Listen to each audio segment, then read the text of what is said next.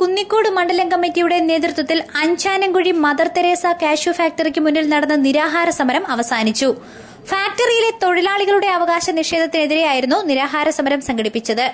2012 കുടിശ്ശിക ബോണസും ഒഴിവു ശമ്പളവും നൽകിയതിലെ അപാകതകൾ പരിഹരിക്കുക, നിയമനിഷേധം അവസാനിപ്പിക്കുക, PF, ESI ക്ഷേമനിധി ആനുകൂല്യങ്ങൾ കുടിശ്ശിക തീർത്ത് മാനേജ്മെന്റ് അടയ്ക്കുക, തുണ്ടിൽ ജോലി ചെയ്യുന്ന എല്ലാ തൊഴിലാളികൾക്കും ശമ്പളം വർദ്ധിപ്പിക്കുക, ഫാക്ടറിയിലെ അടിസ്ഥാന സൗകര്യങ്ങൾ വർദ്ധിപ്പിക്കുക, തൂക്കത്തിലെ വെട്ടിപ്പ് അവസാനിപ്പിക്കുക, വേജസ് കാർഡിന് അർഹതയുള്ള എല്ലാ തൊഴിലാളികൾക്കും കാർഡ് നൽകുക എന്നീ ആവശ്യങ്ങൾ ഉന്നയിച്ചായിരുന്നു നിരാഹാര സമരം. തിങ്കളാഴ്ച ഉച്ചയ്ക്ക് 1 മണിക്കായിരുന്നു നിരാഹാര സമരം ആരംഭിച്ചത്. ചൊവ്വാഴ്ച വൈകിട്ട് 4 മണിക്ക് തൊഴിലാളികളുടെ ആവശ്യങ്ങൾ ഫാക്ടറി മാനേജ്മെന്റ് നടപ്പിലാക്കാമെന്ന ഉറപ്പിന്മേലാണ് നിരാഹാര സമരം അവസാനിപ്പിച്ചത്.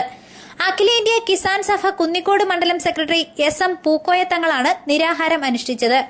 CPI കുന്നിക്കോട് മണ്ഡലം സെക്രട്ടറി GR രാജീവൻ പൂക്കോയ തങ്ങൾക്ക് നാരങ്ങാനീര് നൽകിയാണ് സമരം അവസാനിപ്പിച്ചത്. തുടർന്ന് നടന്ന യോഗം GR രാജീവൻ ഉദ്ഘാടനം ചെയ്തു. ഈ കേരളത്തിലെ തന്നെ ചരിത്രത്തിലാദ്യമായിരിക്കും ഒരു ഫാക്ടറിയിൽ 2 തവണ കുടിശ്ശിക ബോണസ് കൊടുക്കുന്ന ഒരു സാഹചര്യം കേരളത്തിന്റെ ചരിത്രത്തിൽ തന്നെ ഒരു ഫാക്ടറിയിൽ ആദ്യമായിരിക്കും.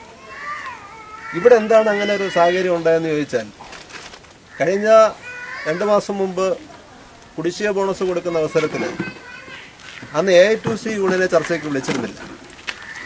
A2C union അറിഞ്ഞതുമില്ല.